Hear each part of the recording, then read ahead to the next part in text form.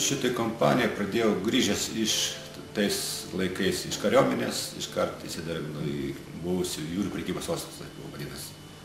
Čia buvo prieš 32,5 metų. Brigadininkų dirbau 28 metai, pagrindinis darbas įskirstyti žmonės, suorganizuoti, sutvarkyti paskiras po darbo ir darbo eigoje viską tą virtuvę prižiūrėti. Anksčiau toksai lengva atletika buvo, lakstymai, bėgiojimai, dabar jau samžiai jau ne. Poilsio dienomis, man asmeniškai kokie hobiai kaip yra. Vasarą daugiau su dviračiais važinėjusiu ir tokių antikvariatų senų restauravimas.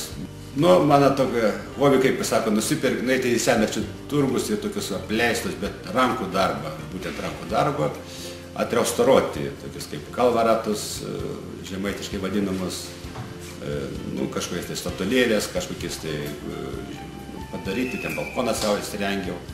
Tokie grinais pajustume rankų darbas, kad rankom viską atlikti, nemechanizuotume, pajustume šilumą, senų daiktų atrestauravimas.